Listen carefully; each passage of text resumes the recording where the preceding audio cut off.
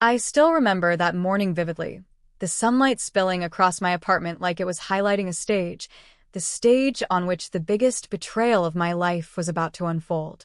My name is Emily Harper. I'm 30 years old, and I've spent the last decade building something I thought was secure, a financial safety net, a testament to my hard work, my discipline, and my late nights of sacrifice. $2.5 million. Every single dollar painstakingly saved, invested, and grown over years. I never flaunted it. I never bragged. My parents didn't even know the full extent, or so I thought. My birthday had started like any other, with a quiet celebration of myself and the reflection on reaching 30. I'd never been the kind to demand parties or lavish gifts. In fact, I told my parents weeks ago that I just wanted a quiet dinner with them. Nothing extravagant. The irony now is almost laughable. By the time I sat down at my laptop to check the account, I had no idea that this seemingly ordinary day was about to become a nightmare. I remember the exact second my stomach dropped. The balance stared back at me. Zero. Nothing. Not a cent. My hands shook as I refreshed the page, hoping for some technical error, some banking glitch, anything to explain what I was seeing. But there it was. $2.5 million gone. Vanished. And the transfer history, it was painfully obvious. It had been withdrawn and sent to an account I'd never seen before. I wanted to scream. I wanted to cry. I wanted to wake up from this nightmare and find my money safely nestled in my account. But deep down, I knew the truth. My parents. The people who had raised me, the people I trusted implicitly. They had taken my life savings. On my birthday. A detail that burned into me with a cruel precision.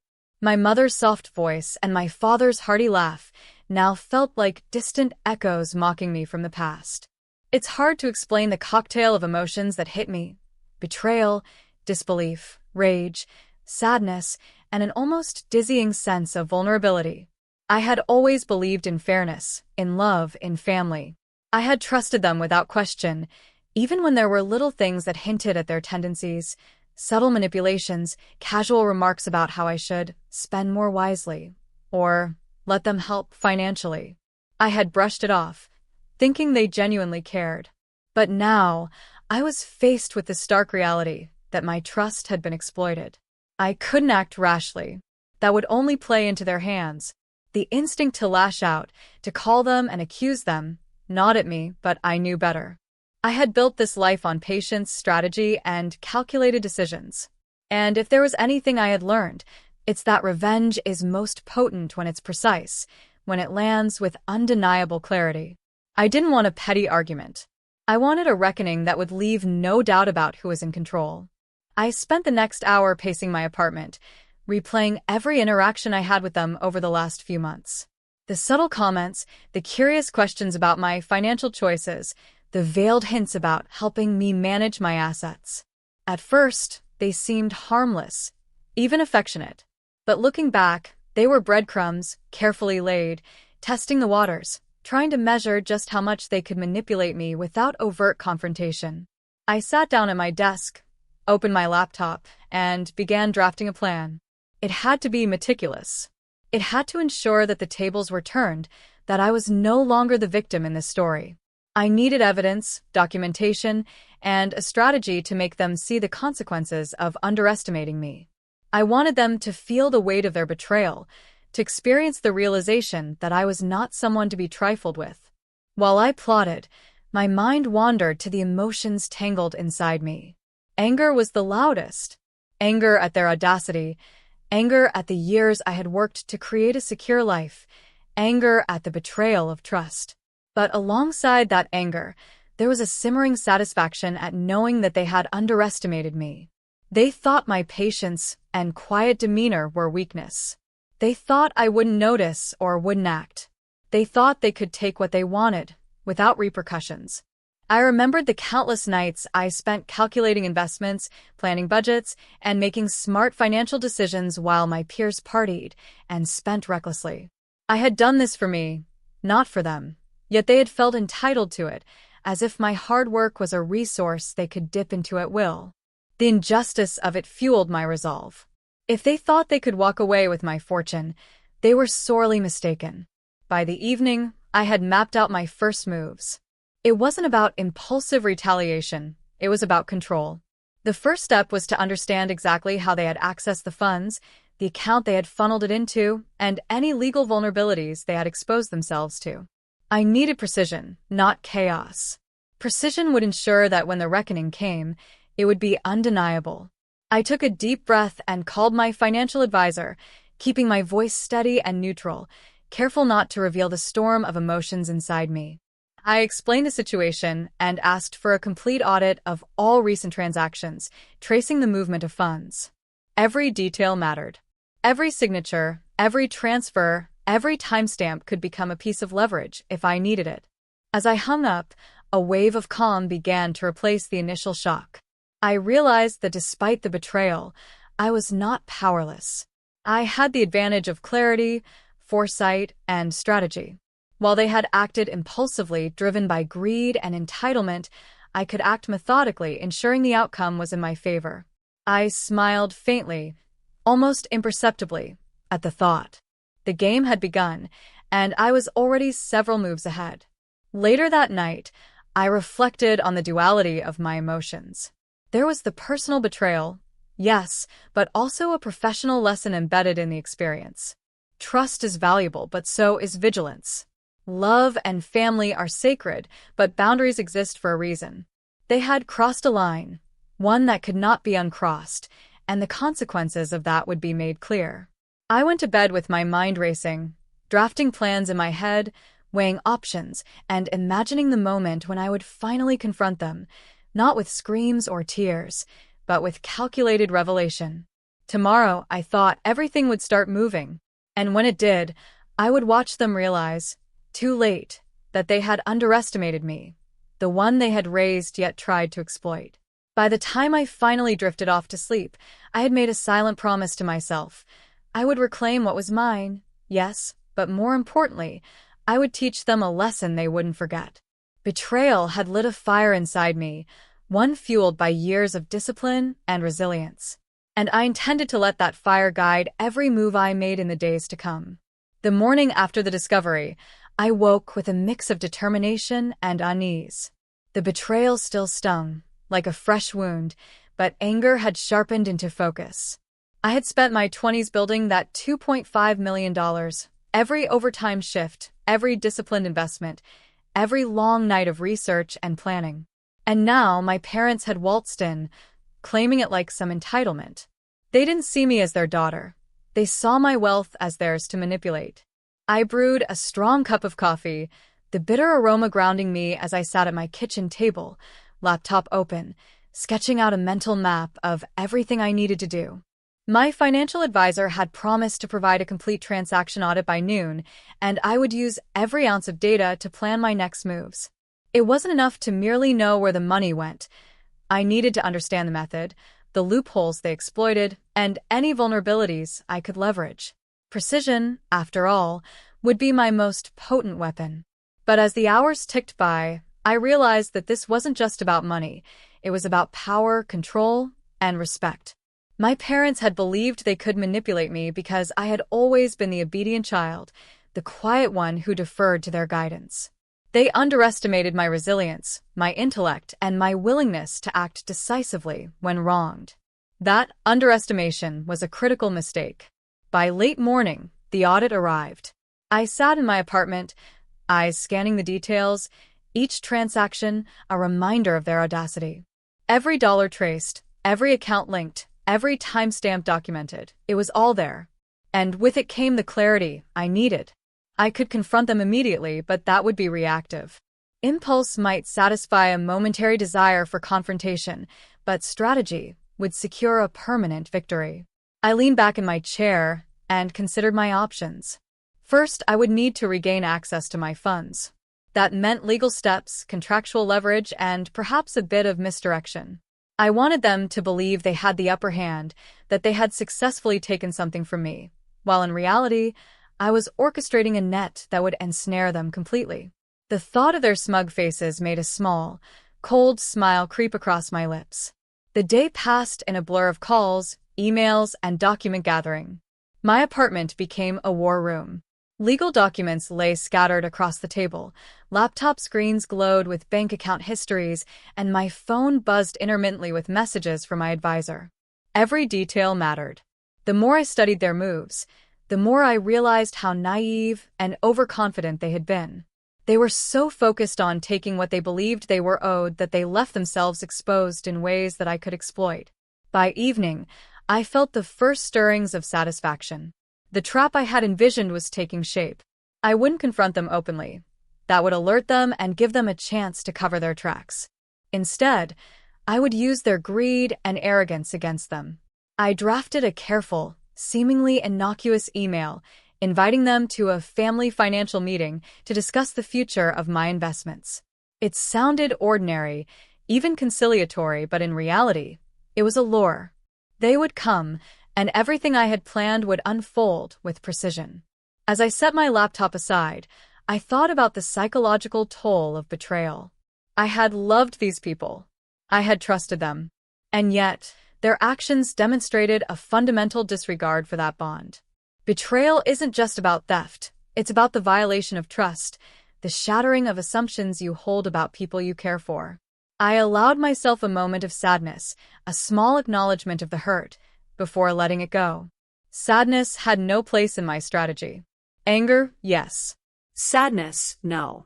The night deepened, and I found myself pacing my apartment, rehearsing conversations, imagining their reactions to the evidence I would present. I wanted their realization to hit with clarity. No screaming, no emotional outburst, just undeniable proof that they had crossed a line. And more importantly, that I was no longer a passive player in my own life. Sleep came in short bursts, filled with vivid imaginings of the confrontation. I saw them arriving at my apartment, unsuspecting, confident, and perhaps even smug. I saw myself walking them through the audit, every step highlighting their miscalculation. The thrill of control, of seeing justice unfold on my terms, kept my adrenaline high. The next morning, I woke early, my resolve stronger than ever. I reviewed the plan one final time, evidence gathered, legal counsel briefed, psychological strategy in place. Everything was aligned. I wanted them to believe they were in control, to feel the illusion of power, only to have it systematically dismantled. It wasn't cruelty for cruelty's sake. It was the natural consequence of their betrayal. They had gambled, and I intended to ensure they lost. By mid-morning, I sent the email. Simple, professional, and inviting, a discussion of financial planning and future investments. My parents, predictable as always, responded almost immediately with eagerness and a hint of pride, completely unaware that the trap had already been set. Their underestimation of me was staggering, but also, I realized, the key to the plan's success. As I sat back, coffee in hand, I allowed myself a small moment of reflection. This wasn't just about money. It was about respect, autonomy, and self-assertion. I had spent years cultivating discipline, foresight, and intelligence, only to have those qualities ignored by the people I trusted most. Today, I would assert them fully. Today, I would redefine the balance of power in my life. Even as the day progressed, I maintained a composed exterior. I spoke calmly to my financial advisor, drafted additional documentation, and subtly hinted at potential legal action, all without revealing the full scope of my plan. This was a chess game, and I was several moves ahead. The thrill wasn't just in the strategy, it was in the certainty that justice, on my terms, was imminent. By evening, I felt a strange mix of anticipation and calm. The trap was set. My parents were unaware, confident in their perceived victory.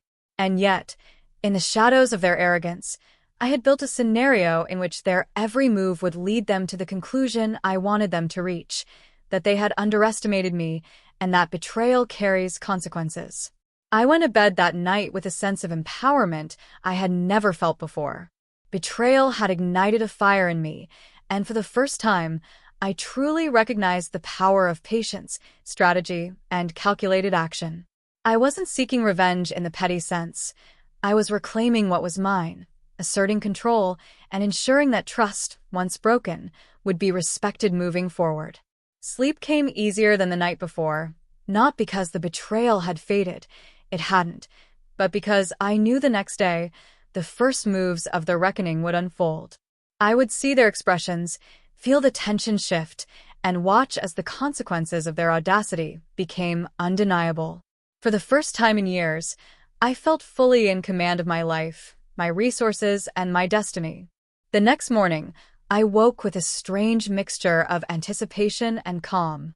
It was as if a weight had been lifted, replaced by a sharp clarity. The trap I had meticulously laid was now ready to spring, and I could feel it pulsing, waiting for the perfect moment. My parents had no idea what was coming. They believed they had won, that they had outsmarted me by taking my life savings on my 30th birthday. But their victory was nothing more than the opening act of a play in which I was the director. I spent the early hours reviewing every piece of evidence, ensuring nothing had been overlooked. Every bank statement, every transfer record, every signature had been cross-checked. I also had legal counsel on standby, ready to step in should my parents attempt to backtrack or cover their tracks. The power of preparation is often underestimated, and I intended to demonstrate that precision and foresight are far stronger than impulsive greed. By mid-morning, I sent a follow-up message to my parents, framing it as a casual reminder about our upcoming financial discussion. I kept the tone neutral, even warm. It was critical that they felt comfortable, even confident, because the element of surprise was essential. Their arrogance was my ally. Their assumption that they controlled the situation made the trap nearly irresistible. I could almost see them, smiling as they read my email, imagining themselves clever and triumphant, completely unaware that they were walking into a net I had carefully designed. When they arrived, my calm demeanor was in stark contrast to the storm that had been brewing within me. I greeted them with a polite smile, offering coffee and water, the aroma filling the room and masking the tension that hung like an invisible thread. They responded with the same casual confidence that had always frustrated me, the belief that familial ties meant entitlement, that love automatically equated to compliance. I started the discussion by framing it as an ordinary financial review. I asked about their thoughts on recent investments and mentioned that I had recently restructured my accounts. They nodded, listening attentively, not noticing the subtle shift in my tone, the slight firmness in my voice that hinted at control, without revealing the depth of the strategy one had in place. As the conversation progressed, I began introducing the audit, casually referencing some transactions, and asking them to clarify details. Their initial reactions were dismissive, but I pressed gently, pointing out inconsistencies that required explanation. I maintained a calm exterior, even as adrenaline coursed through me. Every word, every pause, every glance was calculated to elicit the exact responses I wanted: confusion, defensiveness, and eventually, the dawning realization of their vulnerability. I watched them squirm slightly as I presented more details, their confidence waning with each carefully revealed fact. My mother's hands trembled slightly as she tried to explain the transfers, and my father's jaw tightened, a silent acknowledgement that their overconfidence had led them into a precarious position. I resisted the urge to gloat, knowing that measured control would make the impact far more potent. I reminded them gently, almost conversationally, that financial ethics and legality were not just abstract concepts, they had tangible consequences. My parents, who had assumed familial bonds could override legality, were now confronted with the reality that their actions had exposed them to serious liability. The realization hit them gradually, like a slow-burning fuse igniting a series of emotions I had anticipated: shock, fear, and then a muted anger at being caught. At one point, my mother tried to interject, offering excuses about intentions and the assumption that I would approve.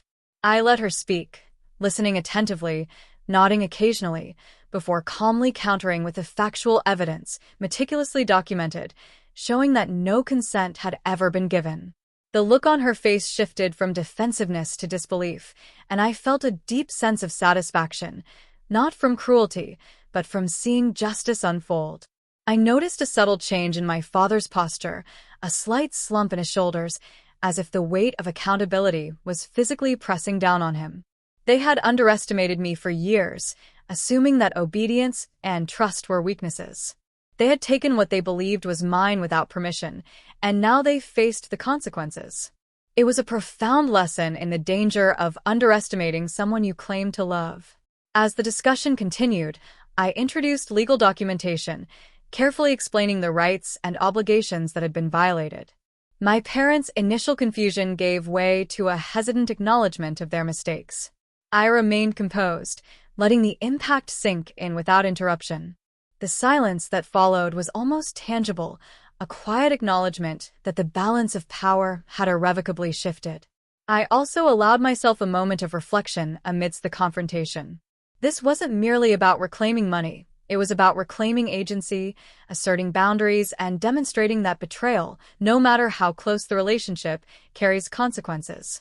I wanted my parents to understand that trust is sacred, and once violated, restitution is not just monetary, but also a lesson in accountability. By the end of the meeting, my parents were subdued, their earlier confidence replaced by cautious acknowledgement. I had achieved exactly what I intended. They realized that their actions had consequences, that their underestimation of me was a critical error, and that their attempts to manipulate me had failed. I did not raise my voice, I did not lash out, I allowed evidence, calm authority, and strategic presentation to speak for me. After they left, I sat alone for a moment, reflecting on the events that had just unfolded. The sense of empowerment was overwhelming, but it was tempered by a deep understanding of the complexity of human relationships. Love and trust are delicate, and once fractured, they require careful navigation to repair. While I had achieved a form of justice, I also recognized that healing would take time, for them and for me. Later that evening, I documented everything, ensuring that there was a complete record of the confrontation, the evidence presented, and their responses. This wasn't paranoia, it was prudence. The careful documentation would protect me from any future claims or disputes, and it reinforced the lesson that strategy and preparation are essential in the face of betrayal. As night fell, I allowed myself a small celebration, a quiet acknowledgement of the power I had reclaimed. I poured a glass of wine, reflecting on the journey from betrayal to empowerment. The lesson was clear: trust must be earned, boundaries must be respected, and when violated, consequences must be met with clarity, precision, and authority. By the time I went to bed, exhaustion mingled with a profound sense of accomplishment. Betrayal had been the catalyst, but it was my strategy, patience, and resolve that had turned the situation around. I slept with the knowledge that I had taken control, not through vengeance, but through careful planning, intelligence, and unwavering self-respect. The trap had worked, the lesson had been delivered, and my life and my finances were secure once again. The morning after I sent the invitation for the family financial discussion, I woke with a strange sense of calm, a quiet anticipation that ran deeper than the anger I had felt the day before. My parents had no idea what awaited them. They thought they had successfully taken control of my life savings, my $2.5 million, but in reality, they were walking straight into the web I had meticulously woven. Every moment of their misplaced confidence was a step closer to their reckoning. I brewed a strong cup of coffee and sat at the kitchen table, the laptop open in front of me. I reviewed the financial audit once more, meticulously tracing every transaction, every withdrawal, every subtle misstep they had made. Their audacity in thinking they could act without consequence filled me with a cold, calculated satisfaction. I wasn't just planning to confront them. I was orchestrating a situation where the truth would land on them with undeniable force. By late morning, I confirmed all the legal avenues I could use to protect my funds. I wasn't acting out of petty revenge, though I admit, part of me relished the idea of seeing them squirm, but I was setting boundaries, reclaiming authority, and ensuring that trust, once broken, could not be taken lightly again. I contacted my attorney, carefully framing the situation, and laid out the plan to have them attend a formal review of the accounts.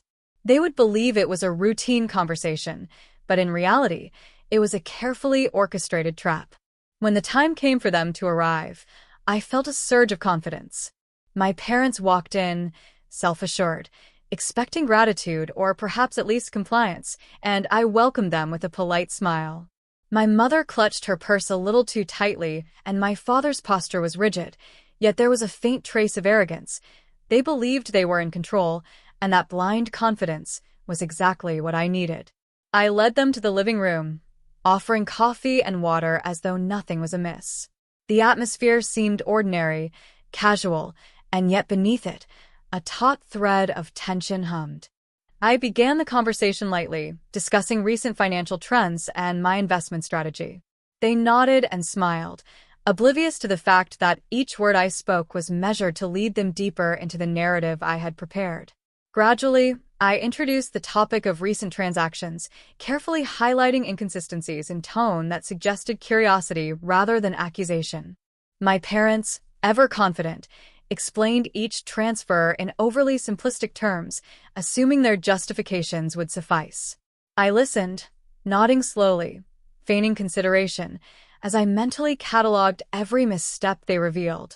Their overconfidence was their downfall. They were giving me all I needed without realizing it. As I presented the audit, I carefully guided them through the details, noting every withdrawal and transfer. I asked probing questions, always polite, always measured, allowing them to stumble and fumble through explanations. Their initial dismissiveness gave way to uncertainty, and I could see the first cracks in their facade. My mother's hands trembled slightly as she tried to cover for herself, while my father's eyes darted nervously across the documents, the realization of miscalculation beginning to settle in. I maintained a calm, composed exterior, letting the evidence speak louder than my emotions. This was about control, strategy, and demonstrating that betrayal carries consequences. I explained the legal implications subtly, ensuring that they understood the gravity of their actions without making it overtly confrontational. The silence that followed each revelation was almost tangible, a testament to the power of careful planning and precise execution. My mother attempted to interject, offering excuses about intentions and familial entitlement. I allowed her to speak fully, listening with patience, then countered each claim with documented evidence. Step by step, I dismantled their narrative, letting reality assert itself without a need for raised voices or dramatics.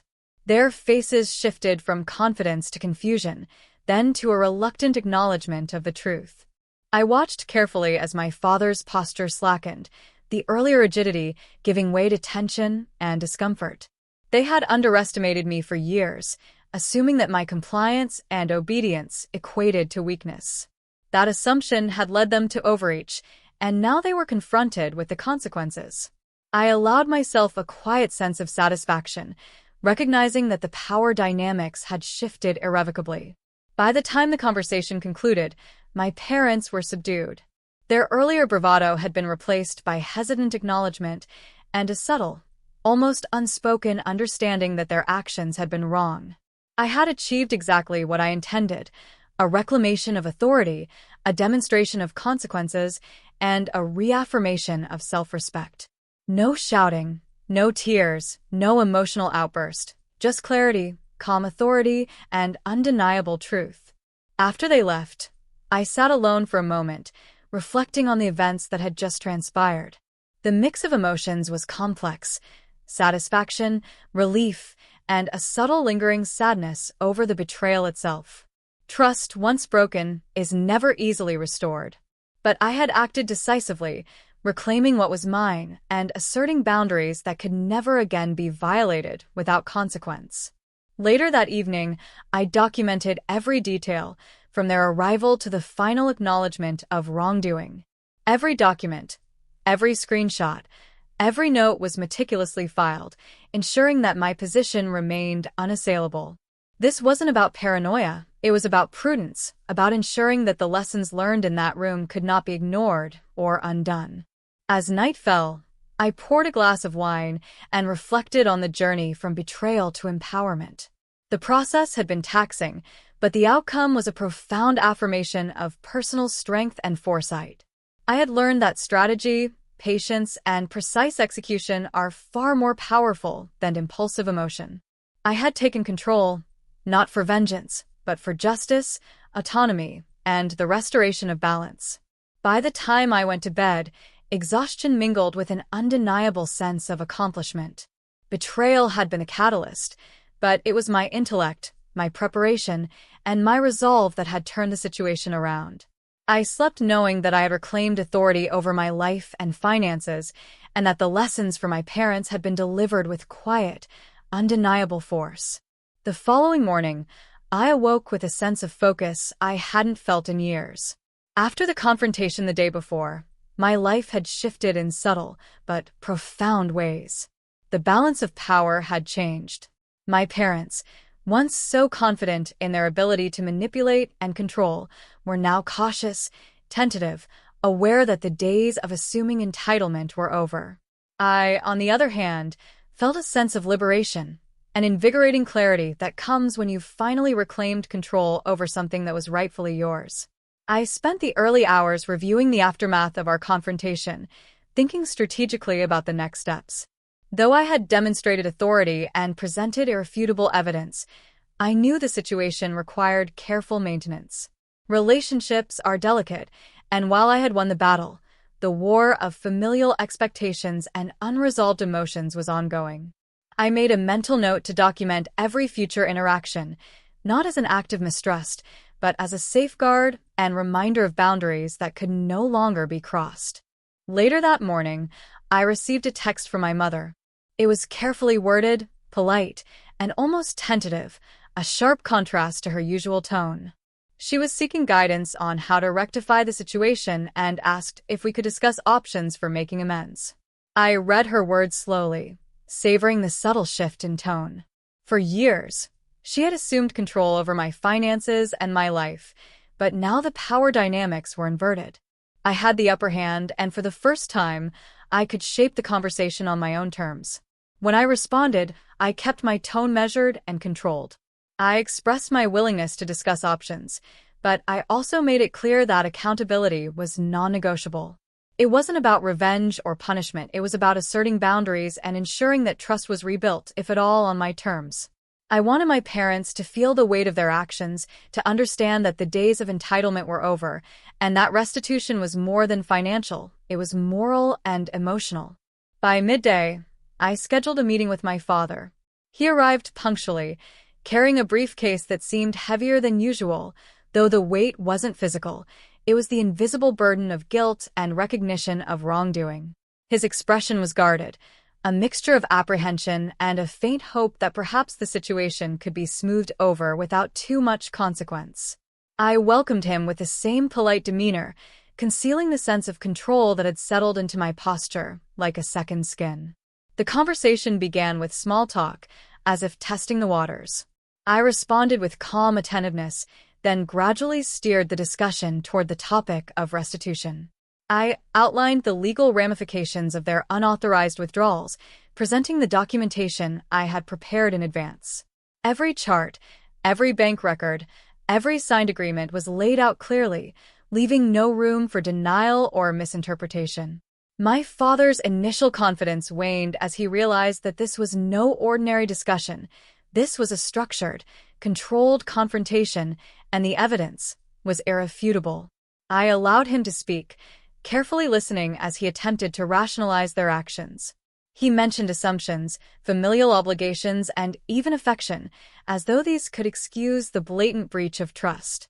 I nodded politely, acknowledging his points without agreeing, and countered each claim with calm reasoning. Step by step, I dismantled their narrative, exposing the reality of their actions in a manner that was firm yet measured. As the conversation progressed, I noticed subtle changes in his demeanor. His hands twitched slightly, his voice occasionally wavered, and a quiet tension settled over the room. The arrogance that had defined their behavior for decades had eroded, replaced by an uneasy recognition that the consequences of their choices were now unavoidable. I kept my tone neutral, almost clinical, allowing the weight of the facts and their own awareness to do the work that anger or recrimination could never achieve. By mid-afternoon, the meeting had taken a decisive turn. My father, realizing that he could no longer argue or deflect, began asking practical questions about rectifying the situation. I provided options, structured repayment plans, legal oversight, and formal acknowledgement of wrongdoing. Each suggestion was presented clearly and logically, demonstrating not just my control over the finances, but over the narrative itself. This wasn't about revenge. It was about teaching responsibility and enforcing consequences in a way that was just precise and undeniable. After he left, I sat quietly, reflecting on the dynamic that had shifted so profoundly. For years, I had allowed familial obligation to obscure the reality of betrayal. I had trusted, complied, and even sacrificed, believing that love justified tolerance. But trust, once broken, must be managed carefully and boundaries must be enforced. The sense of empowerment I felt wasn't derived from triumph over them, but from the clarity and integrity with which I had reclaimed agency over my life and finances. Later that evening, my mother sent another message, this one more direct and apologetic. She expressed regret for the breach of trust and asked for guidance on how to make amends beyond just financial restitution. I read her words slowly, recognizing the subtle evolution in her understanding. My goal wasn't merely to recover money. It was to ensure that lessons in integrity, accountability, and respect were internalized. For the first time, I could influence that learning process, shaping it on my own terms. I responded with measured advice, outlining steps that were both practical and symbolic, structured restitution, clear acknowledgement of wrongdoing, and ongoing transparency in future interactions. I wanted my parents to understand that respect and trust must be earned, not assumed, and that their actions had consequences beyond mere finances. The emphasis wasn't on punishment. It was on the restoration of moral equilibrium. By the end of the day, a sense of profound satisfaction settled over me. The trap had worked. The lesson had been delivered. I had demonstrated control, intelligence, and foresight in a situation that had once seemed impossible to navigate without conflict. Betrayal had been the catalyst, but it was my strategic planning and deliberate actions that had turned the tide, restoring balance and ensuring that trust, once broken, could not be violated lightly again. Before going to bed, I documented the day's interactions meticulously. Each text, each conversation, each acknowledgement was logged for reference. This wasn't paranoia. It was prudence, a reminder that when trust has been violated, clarity and documentation are essential tools in maintaining authority and ensuring accountability. The day had reinforced a fundamental lesson. Betrayal can be confronted, trust can be reclaimed, and boundaries can be enforced with intelligence, patience, and unwavering resolve. As I lay in bed, I reflected on the journey that had brought me here, from the initial shock and anger to the careful orchestration of consequences and the ultimate reclamation of control. The process had been draining, but it had also been empowering. I had learned that precision, patience, and calm authority are far more effective than impulsive emotion. Betrayal had tested me, but it had also honed my ability to act decisively, assertively, and ethically. By the time sleep claimed me, I felt a rare blend of exhaustion and accomplishment. I had turned a moment of profound violation into an opportunity for empowerment, not through vengeance, but through strategy, foresight, and self-respect.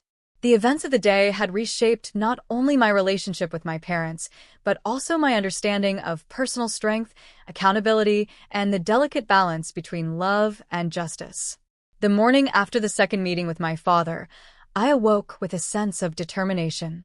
The confrontation had shifted the dynamics of our family entirely. For the first time in decades, I felt the power firmly back in my hands. The $2.5 million wasn't just a number, it was a symbol of my independence, of my years of diligence and sacrifice, and of the trust my parents had violated. But more than that, it had become a tool through which I could assert boundaries and enforce accountability. I spent the early hours reviewing the outcomes of our prior discussions, thinking through every potential response my parents might have. Their behavior so far had oscillated between defensive and contrite, but I understood human nature too well to assume this would remain static. People, when confronted with consequences, can be manipulative, evasive, or even subtly undermining. I needed to ensure that every step I took going forward was deliberate, strategic, and airtight. By mid-morning, I had drafted a structured repayment and restitution plan. It wasn't simply about reclaiming the money. They had already realized the gravity of their actions. It was about ensuring that accountability was transparent, enforceable, and lasting. I included timelines, clear terms, and oversight measures, carefully wording each clause so that there could be no ambiguity. Every dollar had to be accounted for, every step documented, and every promise formalized. I wasn't leaving anything to chance. Later that day, my mother called. Her tone was tentative, carefully measured, almost as if testing the waters to see if I was truly in control. She asked if we could discuss a way forward, expressing a desire to make amends and regain some semblance of trust. I let her speak fully, listening with patience and empathy, but never forgetting the boundaries that had been crossed. Her words were tinged with guilt, but also with a faint hope that perhaps this could be smoothed over without true consequence. I knew better. I invited her over, maintaining a neutral, professional demeanor as though this were a business meeting rather than a familial reconciliation. I laid out the restitution plan, step by step, highlighting the importance of accountability, transparency, and commitment. Her eyes widened slightly as she read each section, and I could see the weight of comprehension settling over her. The realization that this wasn't about punishment, it was about responsibility. She tried to interject with explanations, offering excuses rooted in parental authority and prior financial decisions. I listened, nodded, and then calmly referenced the documentation I had prepared. Every transaction, every withdrawal, every step she had taken without permission was accounted for. I spoke clearly, concisely, and with unwavering authority, leaving no room for deflection or rationalization. For the first time, I realized the depth of control I wielded, not through anger or confrontation, but through preparation, clarity, and meticulous execution. As the discussion progressed, my mother's posture shifted. She leaned forward, hands clasped tightly, and began to acknowledge each point I made. Her earlier defensiveness melted into tentative compliance. She realized that the power she had assumed for so long no longer existed, and that the authority over my finances and decisions rested squarely with me. The satisfaction I felt wasn't cruel, it was affirming. This was about reclaiming control, asserting boundaries, and demonstrating that trust, once broken, has tangible consequences.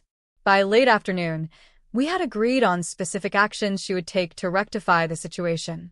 I allowed her input on minor adjustments, demonstrating that collaboration was possible, but always ensuring that the ultimate authority rested with me. This balance was critical, not just to enforce accountability, but to rebuild, if not the trust, then at least a functional familial dynamic where boundaries were respected. Later, I documented every detail of the day, from initial conversations to the final acknowledgement of terms. Every text, every signed agreement, and every verbal commitment was meticulously recorded. This was not paranoia, it was prudence. After all, boundaries are meaningless without enforcement, and accountability is only effective when it is verifiable. I wanted to ensure that my parents understood that future violations would not be tolerated and that their actions had permanent consequences. As evening approached, I allowed myself a moment of reflection. The anger I had felt in the initial shock had transformed into clarity, strategy, and empowerment. I realized that betrayal, while painful, could serve as a catalyst for asserting autonomy and establishing clear boundaries. I was no longer a passive participant in my family's dynamics. I had reclaimed my life, my finances, and my authority. By the end of the day, a sense of calm authority had settled over me. My parents were aware of the gravity of their actions. The restitution process was in motion, and I had demonstrated decisively that trust, once violated, could not be taken lightly. The $2.5 million, while significant, had become more than money. It had become a symbol of empowerment, a tool for enforcing accountability, and a testament to the necessity of strategic action in the face of betrayal. Before bed, I reflected on the transformation of my relationships. While the financial betrayal had been deeply painful, the process of reclaiming control had illuminated my own strength, resilience, and capacity for measured action. I realized that true empowerment doesn't come from emotion-driven confrontation, but from thoughtful planning, clear communication, and unwavering adherence to principles. I went to sleep that night with a profound sense of satisfaction.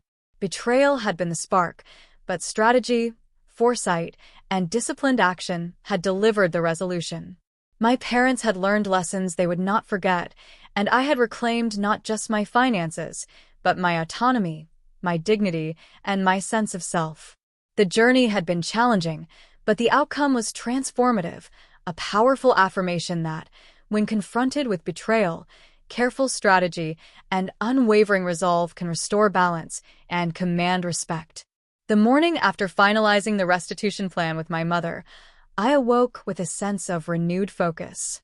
I had spent the past several days orchestrating every step with precision, ensuring that the lessons my parents needed to learn were delivered decisively. Yet, even as the financial matters were being addressed, I knew that the deeper dynamics, trust, respect, and the subtle power shifts required ongoing vigilance. I began the day by reviewing all documents again.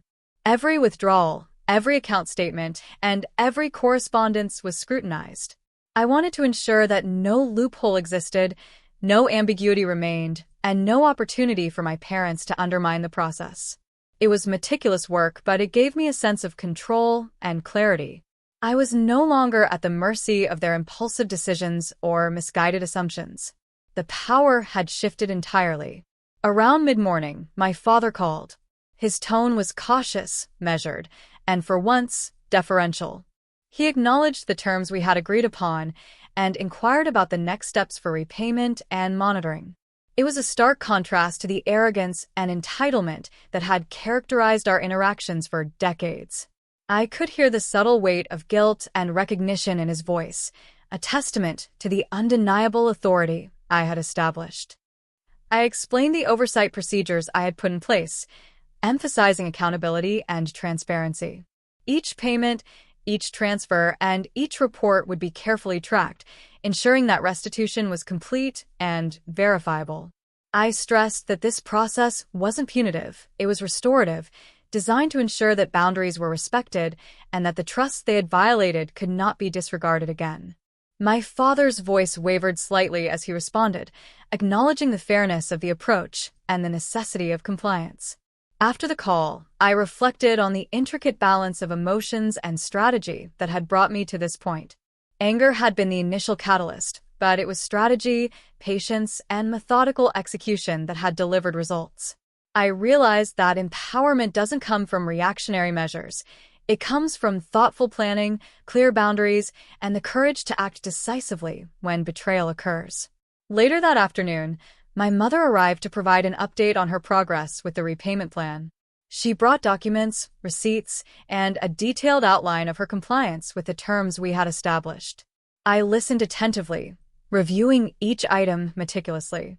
Her demeanor was cautious, almost hesitant, a reflection of the understanding that she was no longer in control. I maintained a calm, authoritative presence, acknowledging her efforts while reinforcing the importance of continued transparency and adherence to the agreement. We spent hours reviewing each transaction and verifying compliance. It was not about micromanagement, it was about accountability and the establishment of clear, enforceable boundaries. I asked questions, requested clarification, and ensured that every step aligned with the terms we had agreed upon. By the end of the meeting, my mother's posture had shifted. She was attentive, careful, and increasingly respectful of the authority I wielded. After she left, I documented every interaction. Each discussion, each verification, and each acknowledgement was meticulously recorded. This was not paranoia, it was prudence.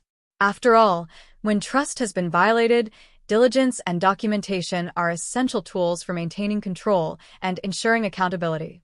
I wanted to make sure that every action was traceable, every agreement enforceable, and every lesson undeniable. As evening fell, I took a moment to reflect on the journey thus far. Betrayal had been painful, but it had also been illuminating. It had forced me to confront uncomfortable truths, assert boundaries, and develop a strategic approach to reclaiming control. The process had strengthened not only my financial acumen but also my emotional resilience. I realized that true empowerment comes not from impulsive reactions, but from careful planning, disciplined execution, and unwavering commitment to principles. Later that night, I reviewed my long-term financial strategy. I considered safeguards, estate planning, and contingencies for the future. The $2.5 million was not just money, it was a symbol of my independence, a testament to years of hard work, and now a tool to enforce accountability and respect. I took satisfaction in knowing that the lessons my parents were learning were as much about integrity and trust as they were about finances. Before going to bed, I reflected on the broader implications of the past few days. The journey had been about much more than reclaiming money. It had been about reclaiming authority, asserting boundaries, and demonstrating that betrayal carries consequences. I had transformed a painful experience into an opportunity for empowerment, using strategy, foresight, and measured action to restore balance and ensure respect. As I drifted off to sleep, a sense of calm and accomplishment settled over me. The trap had worked, the lessons had been delivered, and the power dynamics had shifted irrevocably. Betrayal had been the spark, but it was my intelligence, patience, and resolve that had forged the resolution. I slept with the knowledge that I had reclaimed control, established accountability, and demonstrated, once and for all, that trust, once violated, could not be disregarded without consequence. The morning of the final settlement, I awoke with a quiet sense of anticipation. The weeks of careful planning, meticulous documentation, and strategic action had brought me to this point. The $2.5 million, once taken from me without warning, had become far more than just money. It had become a symbol of accountability, of respect regained, and of the boundaries I had enforced with precision. I felt an unusual calm. This was not triumph for its own sake, but closure. By mid-morning, my parents arrived at my home. Their demeanor was noticeably different from the arrogance and entitlement that had characterized their behavior for years. They moved cautiously, almost deferentially, as though aware that they were entering a space where their authority no longer held sway. I greeted them with polite composure, masking the years of hurt and betrayal beneath a veneer of measured civility. I guided them through the final steps of restitution, ensuring each action was documented and verified. Every transfer, every acknowledgement of repayment, and every compliance check had been prearranged and prepared. My parents followed my lead without question, a subtle but unmistakable shift in the power dynamic. They were no longer the decision-makers. They were participants in a process I had designed to ensure accountability and enforce respect. As we worked through the final details, my father's voice wavered, tinged with both remorse and a hint of realization. He admitted, for the first time, that they had underestimated not only the financial implications, but also the moral weight of their actions. My mother, too, expressed a quiet apology, acknowledging that their choices had crossed a line that should never have been violated. I listened attentively, allowing them to speak while maintaining control over the process, ensuring that their words were not just empty gestures, but meaningful acknowledgments of accountability. The final transfer of funds was completed. I watched as the numbers reflected what was rightfully mine, not with glee or vengeance, but with a deep sense of satisfaction. It wasn't just about reclaiming money, it was about reclaiming agency, asserting boundaries, and ensuring that the lessons my parents had been slow to learn were internalized. The process had transformed the dynamics of our family forever, and I felt a profound sense of closure. After the settlement, I invited them to sit down for a final discussion. We talked candidly about trust, responsibility, and the future. I emphasized that while restitution was now complete, ongoing respect and accountability were essential. They listened, and for the first time in years, they seemed to truly understand the consequences of their actions, not just financially but emotionally and morally. It was a quiet moment of connection, one forged through the fire of betrayal, but tempered by careful strategy and principled action. Later that evening, I reflected on the journey from shock and anger to resolution and empowerment. The betrayal of my parents had been profound, cutting to the core of both trust and family bonds. Yet, it had also been a catalyst for transformation. I had learned to navigate complex emotional and financial landscapes with precision, to assert boundaries without losing integrity, and to enforce accountability without succumbing to bitterness or impulse. I thought about the lessons embedded in every step of this process, the necessity of foresight, the power of meticulous planning, and the importance of maintaining calm authority even in the face of deep personal betrayal. The $2.5 million, while significant, had ultimately served as a tool for empowerment, a tangible means to ensure that respect, trust, and integrity could not be disregarded lightly. As night fell, I felt a sense of finality and freedom. The trap had worked, the lesson had been delivered, and the authority I had reclaimed was unassailable. Betrayal had tested me, but it had also refined me, sharpening my understanding of strategy, human behavior, and the delicate balance between justice and compassion. I realized that true power lies not in retaliation or anger, but in deliberate, principled action that restores equilibrium and ensures that boundaries are respected.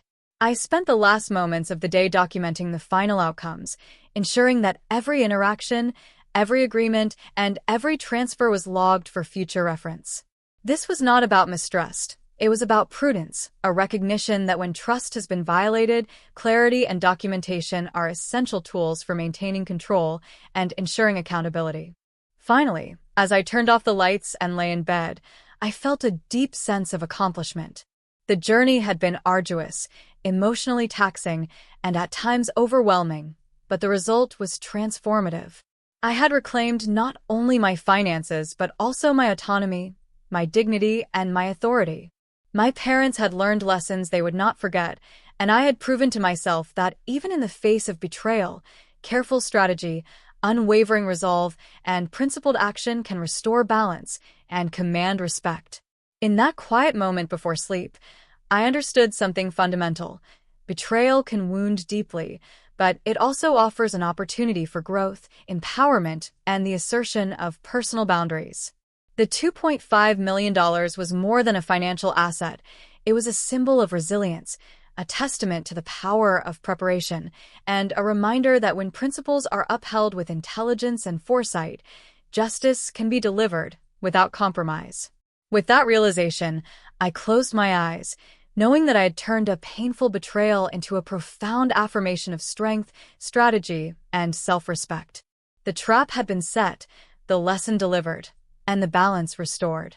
I was free, not just financially, but emotionally and morally. And in that freedom, I found the ultimate satisfaction, the knowledge that even when betrayal strikes at the heart of trust, it is possible to reclaim control, enforce accountability, and emerge stronger, wiser, and fully empowered.